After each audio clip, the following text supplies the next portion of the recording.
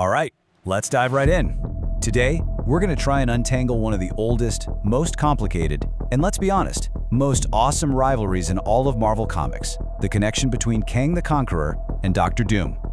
So, what's the deal? Are they family, enemies, or is it something way more interesting? You know, this right here, this is the question.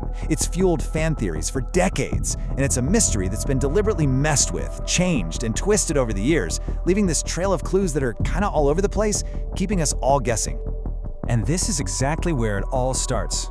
This fan question gets right to the heart of it, because the whole debate comes directly from the comics themselves.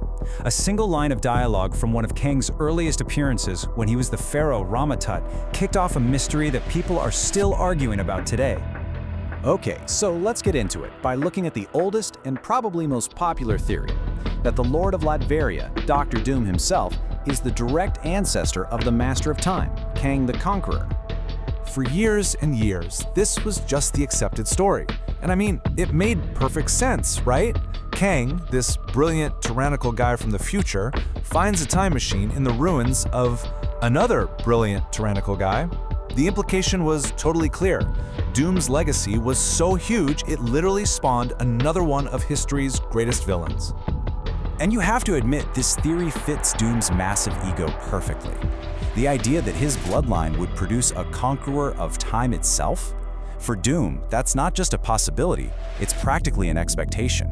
It just proves what he's always believed, that he is the single most important person in all of history. But of course, just when everybody got comfortable with that neat little idea, the story took a hard left turn.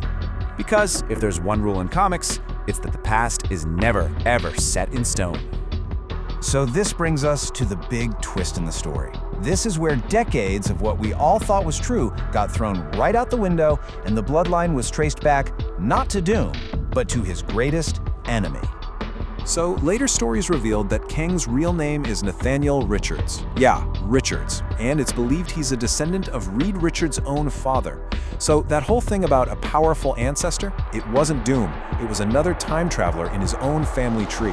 It was just a classic case of mistaken identity, basically a wrong assumption by Kang that he and all of us fans ran with for years.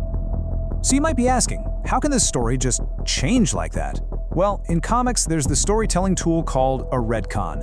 It lets writers go back and change stuff that was already established. And in this case, the retcon totally shifted Kang's origin story, from being Doom's potential heir to being this distant, dark reflection of the Fantastic Four's own legacy. And that is why the answer to our first question is just so messy. Okay, so with the whole bloodline thing being a tangled mess, the real connection between Kang and Doom starts to get a lot clearer. It's not about family, it's about an epic rivalry between two of the most ambitious, powerful, and egomaniacal villains in the entire universe. And this quote, it just perfectly explains how Kang thinks. He doesn't see Doom as family or even just an enemy to be smashed. Nope, he sees him as a piece on a giant cosmic chessboard. See, if Doom manages to create a perfectly ordered, peaceful Earth, well, that just makes it a nicer, cleaner prize for Kang to conquer later on. He's helping Doom now to set up his own win in the future. But from Doom's side, it's just pure contempt. He sees Kang's whole great game of endless conquest as childish and short-sighted. To Doom, Kang is just another obstacle, this noisy wannabe who doesn't get what real power is. For Doom, it's not about endless war, it's about absolute, final, total control. And that's the real heart of it.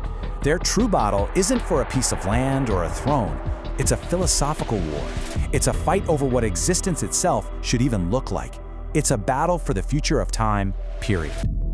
I mean, just look at the difference here. Kang is all about constant motion. He needs timelines to split, he needs wars to fight, he needs history to be a mess.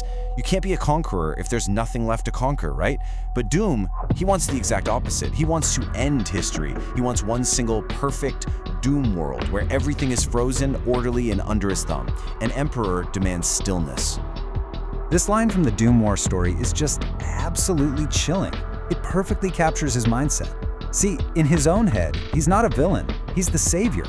He believes he's seen all the possible futures, and in all but one, humanity just destroys itself. The only path to survival is the one where he is in complete control. It's a terrifyingly logical brand of tyranny. Now, here's where it gets really fascinating. This decades-old comic book rivalry, this idea of chaos versus order, it's now actually playing out in the real-world plans for the Marvel Cinematic Universe. So, the plan for the MCU's multiverse saga was pretty clear, right? It was all building up to this massive movie called the Kang Dynasty. But that's changed. That title, it's gone. As you can see here, the entire story is pivoting from Kang directly to Doom. Kang was set up as the big multiversal threat, but now with Doctor Doom officially making his debut in the Fantastic Four, the next Avengers movie has been renamed Avengers Doomsday. The MCU is literally mirroring the comics. The ultimate force of order is getting ready to take the place of the ultimate force of chaos. And that leaves us with one final, crazy thought. What if Kang was never the final boss? What if his endless war across time wasn't just about conquering things?